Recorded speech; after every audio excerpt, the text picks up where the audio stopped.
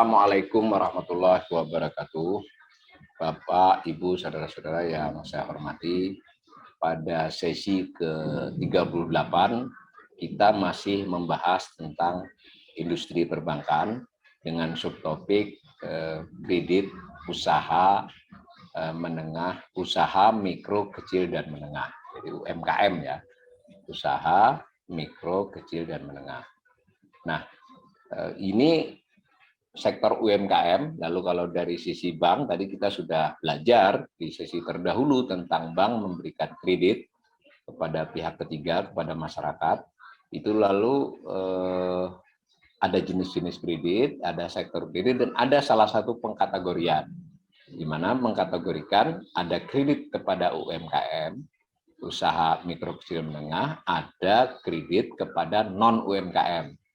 Non-UMKM itu ya korporasi dan rumah tangga. Rumah tangga itu tidak digolongkan UMKM ya. Jadi kredit rumah tangga yang sifatnya konsumsi itu bukan UMKM. Jadi UMKM ini ada aturan tersendiri di OJK. Dahulu sebelum tahun 2012 definisi UMKM itu nilai kredit. Kalau sekarang lebih ketat. Jadi memang benar-benar kalau dimaksud UMKM itu ya setidak-tidaknya menurut catatan dimaksudkan dengan kredit usaha ya.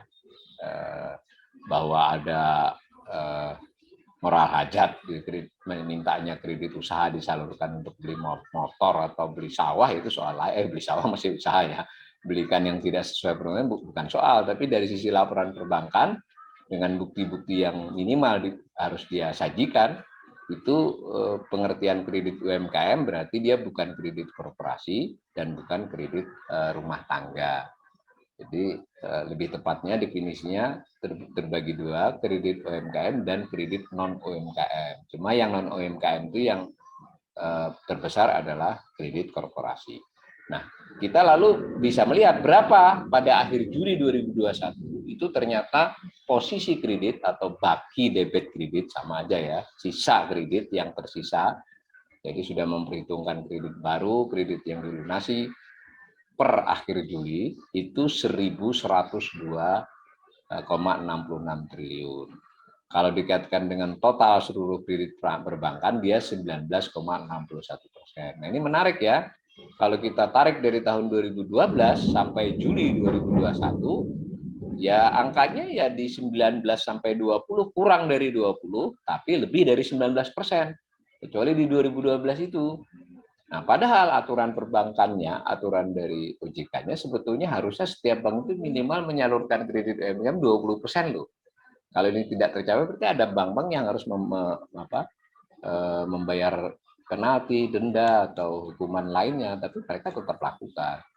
Nah, juga mungkin di luar dugaan banyak orang, narasi kebijakan, apalagi selama pandemi, bahwa UMKM diunggulkan, didahulukan, diprioritaskan, akan dikembangkan, baik di era sebelum Jokowi dan apalagi di era Jokowi ini, sebenarnya tidak terbukti secara statistik. Ya naik, yang biru itu kan menunjukkan naik sebelum pandemi ya, tapi laju kenaikannya berarti setara atau bahkan lebih rendah dibandingkan laju yang non-UMKM, sehingga presentasinya ya segitu saja.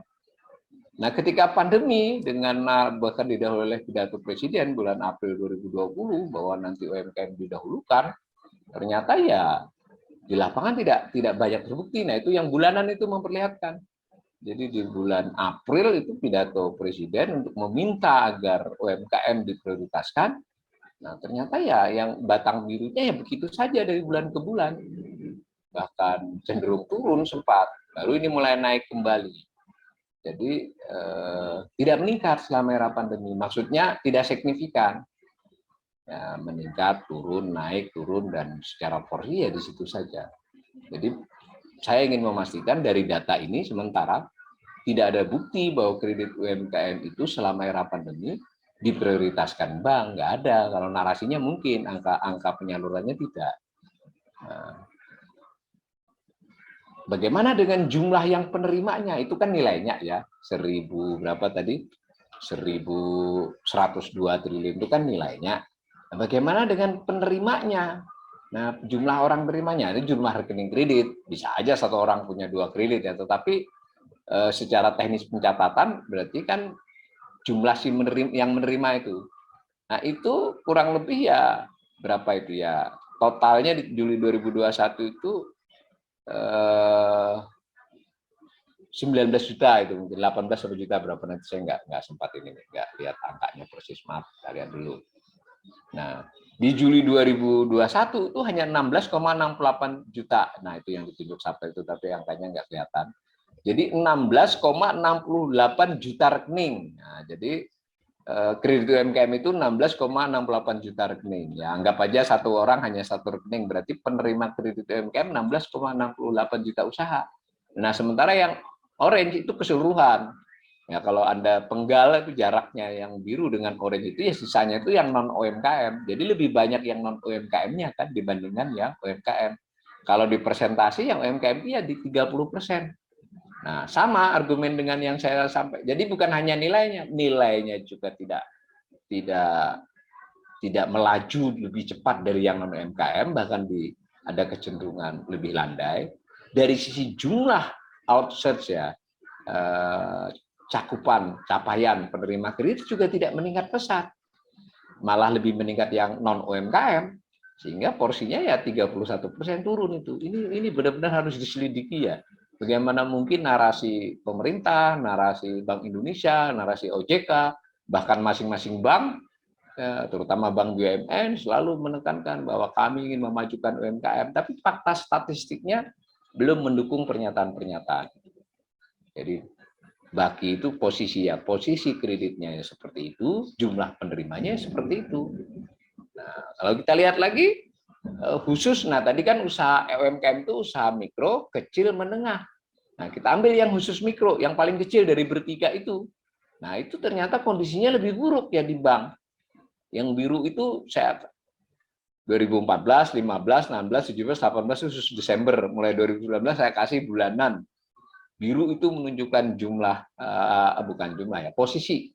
Jadi kalau itu kan miliar itu, berarti kalau dibaca itu ya yang paling kanan itu 217,25 triliun. Kalau Anda lihat skalanya berarti 217.000 miliar kan.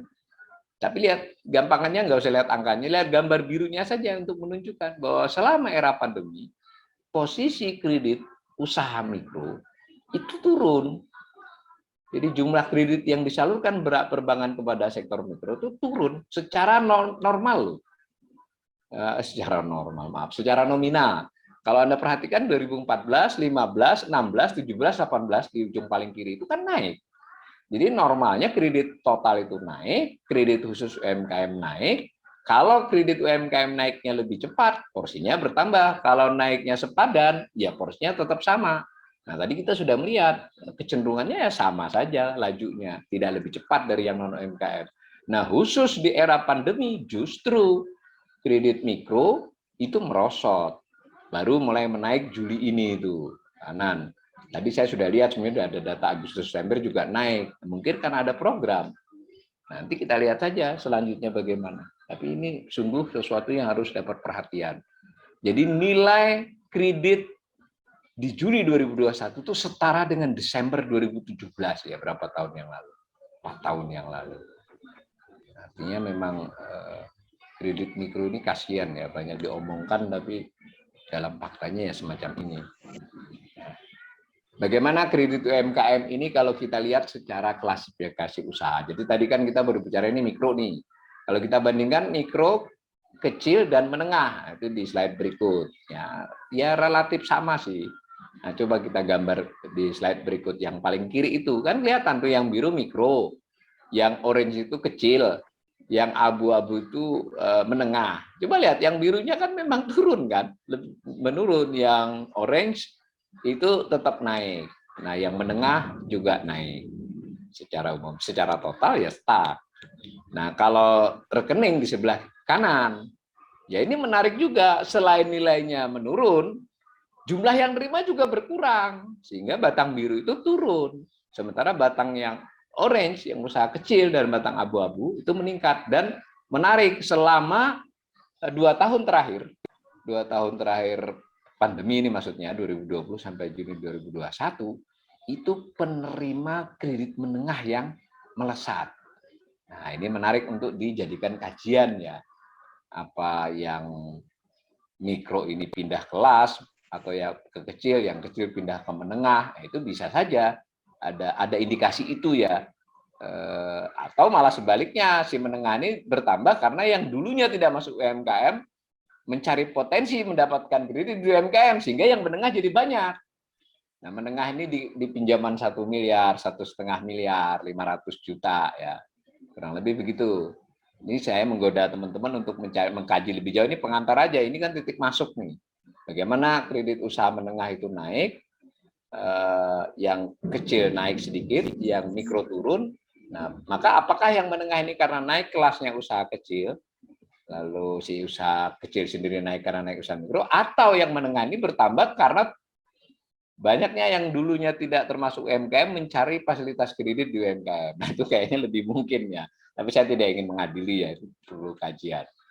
Nah, UMKM itu apa sih yang paling banyak jenisnya? Ya, dia hanya 2 ya, karena tidak bisa konsumsi. Karena kalau konsumsi tidak masuk kredit UMKM. Karena tadi sudah saya katakan, kalau kredit perseorangan yang sifatnya konsumsi, dia masuk kredit rumah tangga atau kredit dari sisi tertentu masuk kredit konsumsi. Sehingga ada 2 saja untuk saya nih, kredit investasi dan kredit modal kerja. Kalau dilihat begini, ya memang sama, karena nggak mungkin bank berani, bukan nggak mungkin ya, ada kecenderungan bank tidak berani untuk memberikan UMKM kredit investasi, kecenderungannya ya kredit modal kerja. Dan kalau dilihat di kanan, industri perbankan di Indonesia juga lebih cari tanda petik aman. Ya lihat yang perdagangan besar dan eceran. Kalau perdagangan besar ini kan lihat pembukuan 3 tahun terakhir, lihat kondisi fisiknya disurvei, mudah dipastikan, wah ini bisa dikasih, ini enggak. Tapi kalau sifatnya industri pengolahan, sifatnya perkebunan, sifatnya real estate dan sebagainya memerlukan analisis yang lebih kompleks ya. Sementara misalnya pinjamannya 100 juta, 250 juta, 1 miliar, ongkos surveinya kan besar, mending melayani yang ratusan miliar. Ini kira-kira di lapangannya begitu, sehingga kebanyakan UMKM jatuhnya di sektor perdagangan besar di eceran. Antara lain disebabkan yang ngajukan memang banyak pihak itu. Yang kedua dari sisi perbankan memang ini lebih mudah buat mereka melakukan penilaian, memutuskan untuk memberi atau tidak, dan akhirnya banyak yang diberi. Nah, kurang lebih begitu ya. Nah, lalu dari sisi rata-rata. Nah, ini juga satu fenomena yang unik. Jadi rata-rata itu maksudnya rata-rata outstanding. Jadi kalau orang pinjam 50 juta, ya outstanding di tahun tertentu mungkin tinggal 28, tinggal 30 ya. Nah, dari data OJK itu bisa diolah bahwa rata-rata outstanding, rata-rata sisa kredit yang kelas mikro bagi berapa, yang kelas kecil berapa, yang kelas menengah berapa. Nah, lihat di slide berikut Pak Sabto. Itu rata-rata kredit mikro itu saat ini di kisaran 18,66 juta. Dan itu memang berapa tahun ini landai ya di 17, 17, 18, 18. Itu artinya apa? Artinya dia waktu dipinjam ya di kisaran 25 sampai 35 juta. 25 juta lah sederhananya. Waktu minjem. Nah, sehingga rata-rata outstandingnya segitu. Nah, yang menengah itu rata-ratanya menengah kecil ya, yang kecil di 75 juta. Itu juga lama bertahan di 70 juta. Itu artinya waktu dipinjam itu di kisaran 100, 150 juta. Nah, yang menarik yang menengah, ini yang tadi saya bilang kalau ada yang tertarik dikaji, dahulunya yang menengah ini sempat pada posisi di tahun 2013, 2012 itu hampir 1 miliar rata-ratanya ya. Menaik pelan-pelan. Nah, sekarang tetap tinggi itu 538, berarti pinjaman di kisaran 1 miliar itu. Sisa kreditnya 538 juta. Nah, kalau sudah begini, bank memang tampak lebih pro kepada kredit menengah dibandingkan mikro kecil. Karena itu saya dalam beberapa kesempatan dimintai masukan oleh pengambil kebijakan, saya selalu menyarankan, sudahlah usaha menengah itu jangan dimasukkan UMKM. Jadi usaha mikro kecil itu diberi analisis sendiri, golongan sendiri, Super OJK bisa buat, yang menengah itu sendiri, supaya nggak membingungkan begini analisisnya nanti. Nah, gitu ya. Nah, lalu kita juga mau tahu UMKM ini bagaimana kondisi terkininya. Kondisi terkininya ya, nah ini juga datanya saya tidak tahu datanya kenapa jadi serem begini ya, karena mungkin OJK lebih ketat dalam memberikan aturan sehingga si data bank terhadap kredit UMKM ini NPL-nya jadi tinggi dibandingkan tadi loh, kita waktu belajar bank tadi kan di atas di kisaran setinggi-tingginya kan cuma 5, 4,5 itu sudah tinggi. Lah ini kredit UMKM sampai 10,67. Jadi ini juga agak di luar pidato-pidato bahwa kredit mikro, kecil, menengah ini jauh lebih aman dari kredit non UMKM. Kalau berdasarkan angka ini enggak, ya tetap tinggi, dan di era pandemi semuanya UMKM keseluruhan maupun dibagi-bagi menjadi mikro, kecil, dan menengah itu menunjukkan tanda peningkatan risiko. Dan nanti kalau di atas tadi kita lihat risiko per sektornya, ternyata sektor perdagangan besar yang porsi terbesar itu juga risikonya meningkat. Nah, sehingga pengambil kebijakan pemerintah dan OJK maupun Bank Indonesia nampaknya harus benar-benar berpikir keras ini. Kalau bank dibiarkan berdasarkan pendekatan pasar ya seperti data-data statistik ini pun kan sudah ada KUR, kredit usaha rakyat yang subsidi itu, ada usaha relaksasi artinya aturan pada bank jika dia memberikan kredit kepada UMKM itu dilonggarkan dibandingkan kredit kepada korporasi. Tetapi dengan begitu pun masih seperti ini fenomenanya. Mungkin ada cara berpikir yang kurang tepat. Saya menggoda saja ini, dan bisa jadi tidak urusan di bank saja, urusan di perekonomian itu sendiri. Kan begitu ya. Termasuk KUR itu ketika